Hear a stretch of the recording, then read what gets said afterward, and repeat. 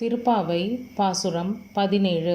திருப்பாவை பாசுரம் 6லேந்து 15 வரைக்கும் தேவர்களுக்கு நிகராக கருதப்படும் கோபிகைகள் அவர்களை, அதாவது ஆண்டாளுடைய தோழிகளை எழுப்பினாள். இப்போ இந்த பாசுரத்துல விண்ணோர் அப்படின்னு கருதப்படும் நந்தகோபரையும் யசோதை அன்னையையும் பலராமனையும் பகவானையே எழுப்ப பார்க்கிறாள். அம்பரமே தண்ணீரே சோரே அறம் செய்யும். அம்பரம் ஆடை, தண்ணீர் பருகும் நீர், சோர் உண்ணும் உணவு, இந்த மூன்றையும் அறம் செய்யும், அதாவது பிறர் திருப்திப்படும் அளவுக்கு தர்மம் செய்யும். நந்தகோபர் எதுக்காக இந்த தர்மத்தை செய்தார்? தன்னோட குழந்தை நன்றாக ஆரோக்கியமாக எந்த ஆபத்தும் வராமல் இருக்க வேண்டும் என்பதற்காக குழந்தை கண்ணன் பிறந்ததில் இருந்து தினம் தினம் தான தர்மங்களை செய்து கொண்டே இருந்தார். ராமாயணத்துல தசரத சக்கரவர்த்தி தனக்கு ஒரு மகன் வேண்டும் என்பதற்காக பல தான தர்மங்களையும் புத்திரகாமேஷ்டி யாகத்தையும் செய்தார். ஆனா இங்க நந்தகோபர் பிறந்த குழந்தை நன்றாக இருக்க வேண்டும் என்பதற்காக தான தர்மங்களை செய்து கொண்டே வருகிறார். இதை பார்த்து வளர்கிறான் கண்ணன். அப்போ நிச்சயமா அந்த கண்ணன் மனசுலையும் அந்த கருணையும் தான தர்மம் செய்யும் எண்ணமும் இருக்கிறது. அதனால தான் நம்ம துன்பம் வரும் நேரத்தில் கிருஷ்ணா காருண்ய சிந்து அப்படின்னு அந்த கண்ணனையே நமக்கு துணையாக அழைக்கிறோம். தந்தை செய்த இந்த தர்மத்தை தினம் தினம் பார்த்து வளர்ந்த குழந்தை கண்ணன். அதையே தான் தன்னோட வாழ்க்கையிலையும் அந்தந்த சமயத்தில் அதே மாதிரி தானத்தை செய்து ஒவ்வொருவருடைய மானத்தையும் வாழ்க்கையையும் காப்பாற்றி கொடுக்கிறான். திரௌபதி துகிலுரியும் அந்த நேரத்தில் அம்பரமே ஆடையை தானமாக அளித்தான். தினம் தினம் கோகுலத்தில் பசுக்களுக்கு எல்லாம் தண்ணீரை புகட்டினான். தண்ணீரே பாண்டவர்களுக்கும் திரௌபதிக்கும் அக்ஷய பாத்திரத்தையும் கொடுத்து தக்க சமயத்தில் உதவினார். காருண்யம் நிறைந்த பகவான் ஸ்ரீகிருஷ்ணன். எம்பெருமான் நந்தகோபாலா எழுந்திராய். வழக்கமா பகவான நம்ம எம்பெருமான் அப்படின்னு சொல்வோம். ஆனா இந்த வரியில ஆண்டாள் நந்தகோபரை எம்பெருமான் என்று அழைக்கிறாள். தன்னோட நாதன் கண்ணனோட தந்தையான நந்தகோபர் தினம் தினம் செய்யும் தான தர்மத்தை கண்டு வியந்து அவரை எம்பெருமான் என்று உயர்த்தி பேசுகிறாள். கொம்பனார்க்கெல்லாம் கொழுந்தே குலவிளக்கே. இந்த ஆயர்பாடியில இருக்கும் கொடி போன்ற இடைகளை உடைய பெண்களுக்கு எல்லாம் தலைவியாக, அதாவது குல கொழுந்தாக பூங்கொம்பாக விளங்கும் இளகிய மனம் கொண்ட யசோதை அன்னையே. குல விளக்கே, எப்பவுமே மங்களகரமான தீபம் போன்ற முகத்தோடு பிரகாசமாக இருக்கும் அன்னை யசோதையே.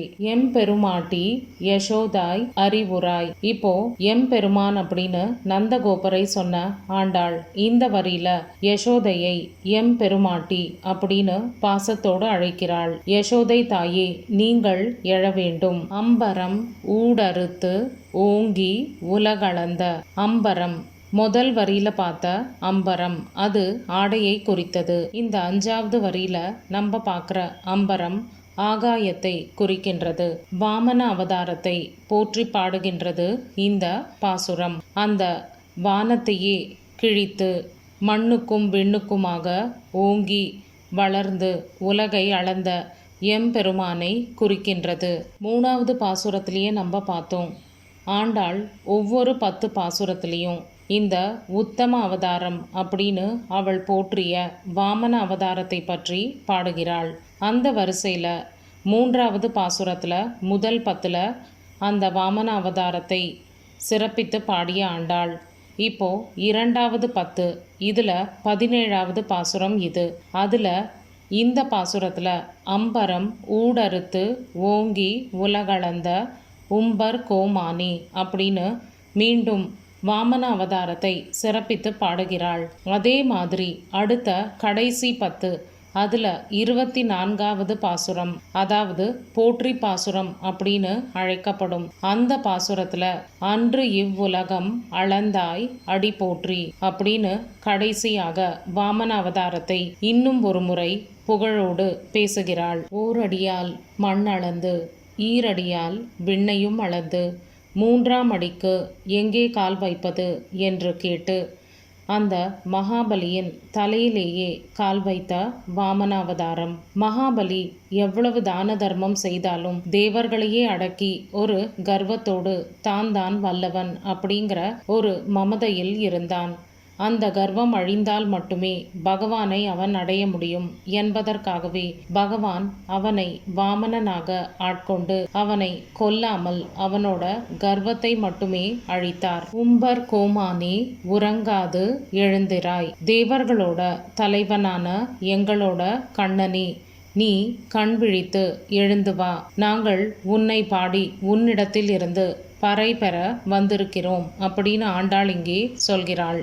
செம்போர் கழலடி செல்வா பலதேவா. செம்பொன்னால் செய்த சிலம்புகளை கழல்ல காலில் அணிந்த செல்வ திருமகனான பலராமனே, நீ உன்னோட தம்பியான கிருஷ்ணனை எழுப்பி நீயும் எழுந்து வா அப்படின்னு ஆண்டாள் இந்த வரியில் சொல்கிறாள்.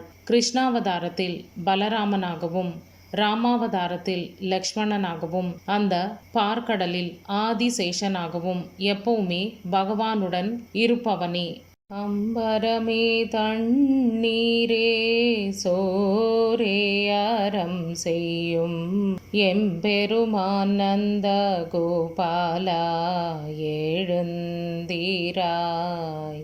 கொம்பனார்க்கெல்லாம் கொழுந்தே குலவிளக்கே எம்பெருமாட்டி